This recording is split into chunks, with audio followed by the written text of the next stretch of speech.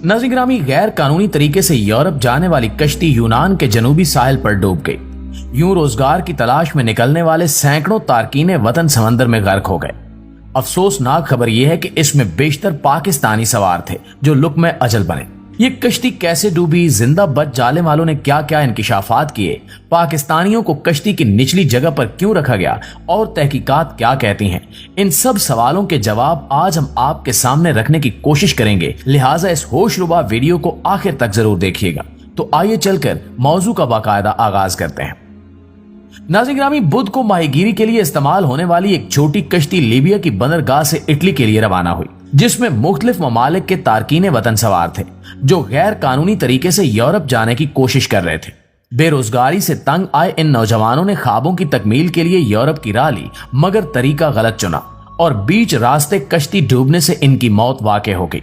इब्तिदाई इत्तलात के मुताबिक ये कश्ती यूनान के जनूबी साहिल से 50 मील की दूरी पर डूबी, जिसके बाद रेस्क्यू ऑपरेशन शुरू किया गया और जिंदा बच जाने वालों ने खौफनाक हकायक से पर्दा उठाया।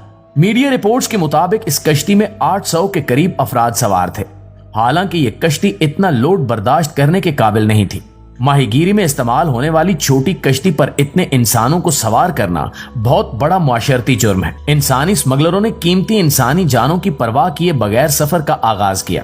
इस साने में जिंदा बच जाने वालों से हासिल करदा मालूमात के मुताबिक 3 दिन तक ये कश्ती पानी पर सफर करती रही। इस दौरान ओवरलोडिंग की वजह से इसका इंजन भी खराब हुआ, जिसे ठीक करने की कोशिश में यह कश्ती 7 घंटों तक खुले समंदर में रुकी रही, मगर इंजन को मुकम्मल तौर पर ठीक न किया जा सका। इससे कबल कश्ती में एक नाखुशगवार वाकया पेश आया जिसने हालात मजीद गंभीर बना दिए। हुआ कुछ यूं कि मंगल की शाम को कोस्ट गार्ड के एक बहरी जहाज ने पीने का साफ पानी इस छोटी कश्ती तक पहुंचाने की कोशिश की। जब पानी की बोतलें कश्ती पर फेंकी गईं तो पानी के हसूल के लिए कश्ती पर झगड़ा हुआ और तवाजुन बिगड़ने से कश्ती हिचकोले खाने लगी। नाज़रीन ग्रामी, मुमकिन था कि यह कश्ती उसी वक्त डूब जाती, मगर कश्ती पर मौजूद इंतजामिया ने मामला संभाल लिया और तारकीने वतन को तहम्मुल से काम लेने का कहा। अगले रोज यानी 14 जून बरोज बुध को ये कश्ती यूनान के जनूबी साहिल से 60-70 मील के फासले पर थी तो इसका इंजन फिर से खराब हो गया और कश्ती की रफ्तार सुस्त होने लगी। कुछ देर बाद गश्त करने वाले कोस्ट गार्ड्स का एक बहरी जहाज इन तक पहुंचा और रस्सी की मदद से जहाज को बांधकर साहिल पर ले जाने का मंसूबा बनाया गया। लेकिन जैसे ही बड़े बहरी जहाज ने इस छोटी कश्ती को खींचा तो ये उलट गई। यूं सैकड़ों तारकीने वतन समंदर में जा गिरे और पानी के बहाव के साथ बहने लगे। इस साने के खौफनाक हकायक से पर्दा उठाते हुए जिंदा बच जाने वालों ने कुछ वीडियो सोशल मीडिया पर शेयर की। एक वीडियो में एक नौजवान बता रहा है कि हमारी कश्ती को जानबूझकर डबोया गया और फिर हमें बचाया भी नहीं गया। काफी देर तक वहां 4 शिप्स खड़े रहे, लेकिन किसी ने हमें बचाने की कोशिश नहीं की। एक हेलीकॉप्टर भी आया, मगर वो आसमान में परवाज ही करता रहा। इसके अलावा एक कार्गो शिप भी वहां आया, लेकिन वो लोगों को बचाने की बजाय वहां से निकल गया। इस इंसानियत सोज वाक़े से आप अंदाजा लगा सकते हैं कि इंसानियत बिल्कुल मर चुकी है। बेयारो मददगार अफराद को डूबता देखकर रेस्क्यू टीम्स ने इन्हें बचाने की जहमत तक नहीं की। जिंदा बच जाने वाले पाकिस्तानियों ने इंकिशाफ किया कि वो खुद तैर कर साहिल तक पहुंचे। ये तो इनकी खुशकिस्मती थी कि वो बगैर कंपास के साहिल की सिमत तैरते गए और कुदरत ने इन्हें साहिल पर पहुंचा दिया, वरना इनकी मौत भी वाक़ई हो जाती।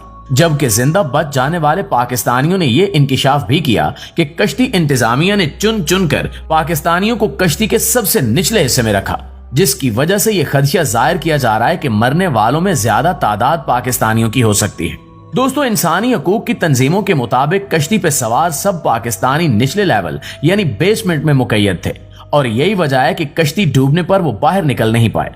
कुछ जराये के मुताबिक इन पाकिस्तानियों की तादाद 300 से मुतजावज हो सकती है। इसके अलावा माहिरीन का कहना है कि कश्ती पिछले 5 दिन से इसी जगह घूम रही थी, मगर कोस्ट गार्ड ऐसी कश्तियों को टेक्निकल बुनियादों पर इग्नोर करते हैं। जैसे हादसा होने पर कह दिया कि हमें इतलात लेट मिली थी। इस साने में 100 अफराद के हलाक होने की तस्दीक की गई, जिनमें बेशतर पाकिस्तानी हैं और ये तादाद मुसलसल बढ़ रही है। जबकि पाकिस्तानी कौंसल खाने ने 12 पाकिस्तानियों के जिंदा बच जाने की तस्दीक भी की है। नाज़रीन ग्रामी, ना ही ये पहला वाकया है और ना ही आखिरी। इसके बाद भी लोग पाकिस्तान, इराक, शाम और लीबिया वगैरह से भागकर यूरोप जाने की कोशिश करेंगे और मारे जाएंगे। हमारे हालात इराक, शाम, लीबिया और जंगज़दा दीगर ममालिक जैसे ही हैं और हर साल ऐसे वाकयात में लाखों लोग मर जाते हैं। लीगल तरीका सस्ता लेकिन काफी कठिन है और हर शख्स एमफिल या पीएचडी करने के लिए वो तरीका नहीं अपना सकता। इसलिए सबसे आसान तरीका कश्ती के रास्ते भागना है। अब जबकि किसी नौजवान में एक काम का जुनून हो और उसे काम करने का मौका न मिल रहा हो तो वो गैर कानूनी रास्ते से भागकर जान दांव पर लगाकर काम करने के लिए जाना पसंद जरूर करेगा।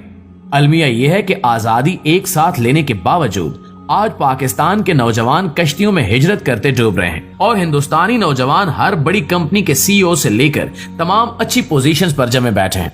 पाकिस्तान समेत दीगर गरीब ममालिक में भी बेरोजगारी नौजवानों को ऐसा करने पर मजबूर कर रही है। इस पर हुक्काम को सोचना चाहिए।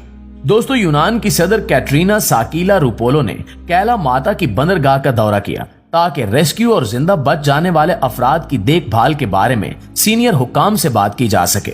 यूरोपीय कमीशन के सरबराह ने कहा है कि वो यूनान के साहिल पर कश्ती के तबाह होने की खबरों और मुतअद्दिद अमवात की इतला से बहुत गमजदा है और लापता अफराद की तादाद सुनकर इंतहाई फिक्रमंद है।